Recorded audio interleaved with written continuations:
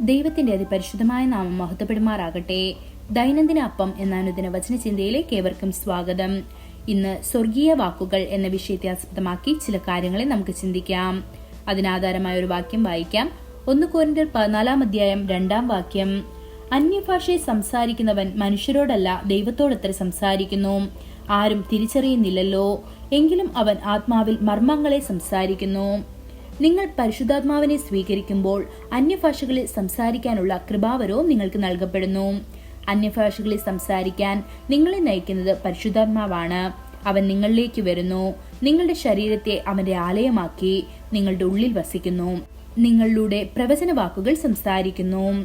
അവൻ നിങ്ങൾക്ക് പ്രാർത്ഥനയുടെ ആത്മാവ് നൽകുകയും നമ്മുടെ സ്വർഗീയ പിതാവുമായി ആശയവിനിമയം നടത്തുകയും ചെയ്യുന്നു. വിശുദ്ധ ഗ്രന്ഥം പറയുന്നു, അതുപോലെ തന്നെ നമ്മുടെ ബലഹീനതകളിലും ആത്മാവ് നമ്മെ സഹായിക്കുന്നു.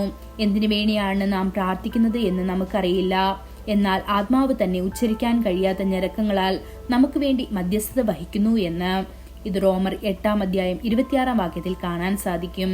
ഹൃദയത്തിൽ നിറഞ്ഞു കവിയുന്നതാണ് വായ് സംസാരിക്കുന്നതെന്ന് മത്തായി സുവിശേഷം 12:34 കാണാൻ സാധിക്കുന്നു.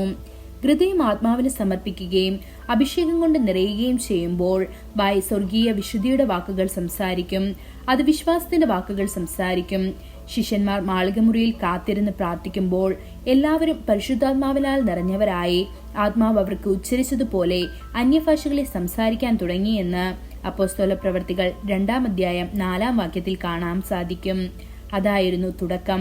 അവർ ആത്മാവിന്റെയും ശക്തിയുടെയും ദാനങ്ങൾ സ്വീകരിച്ചു, കർത്താവിന് വേണ്ടി ഉയർത്തെഴുന്നേറ്റു.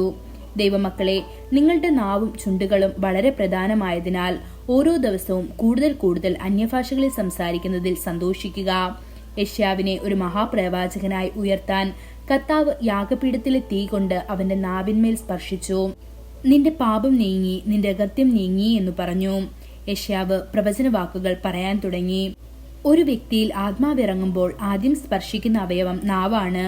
കുതിരകളെ നോക്കൂ, അത് അനുസരിക്കാനും ശരീരം മുഴുവൻ തിരിക്കാനും അവർ വായിൽ അല്പം വെക്കുന്നു. കപ്പലുകളിലേക്ക് നോക്കുക, അവ വളരെ വലുതും ഉഗ്രമായ കാറ്റിനാൽ നയിക്കപ്പെടുന്നതുമാണെങ്കിലും കപ്പിത്താൻ ആഗ്രഹിക്കുന്നിടത്തെല്ലാം അവ വളരെ ചെറിയ ചുക്കാൻ ഉപയോഗിച്ചാണ് തിരിക്കുന്നത്. എന്നാൽ നിങ്ങൾ എങ്ങനെ ഒരു മനുഷ്യനെ മാറ്റും? അവന്റെ നാവിന്റെ നിയന്ത്രണം കൊണ്ട് മാത്രമേ അവന്റെ ജീവിതം മുഴുവൻ മാറ്റാൻ കഴിയൂ. അതിനാൽ നിങ്ങളുടെ നാവ് പരിശുദ്ധാത്മാവിന് സമർപ്പിക്കുക. നിങ്ങൾ എത്രയധികം അന്യഭാഷകളിൽ സംസാരിക്കുന്നുവോ അത്രയധികം നിങ്ങൾ ദൈവത്തിന്റെ മഹത്വത്തെക്കുറിച്ച് സംസാരിക്കുകയും അവനെ സ്തുതിക്കുകയും ചെയ്യും.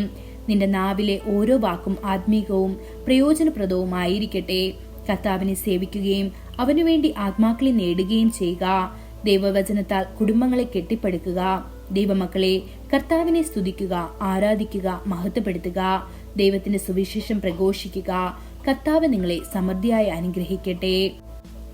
കൂടുതൽ ധ്യാനത്തിനുള്ള വാക്യം 1 കൊരിന്ത്യർ 14:4 അന്യഭാഷയെ സംസാരിക്കുന്നവൻ തനിക്ക് തന്നെ ആത്മീക വർധന വരുത്തുന്നു, പ്രവചിക്കുന്നവൻ സഭയ്ക്ക് ആത്മീക വർധന വരുത്തുന്നു.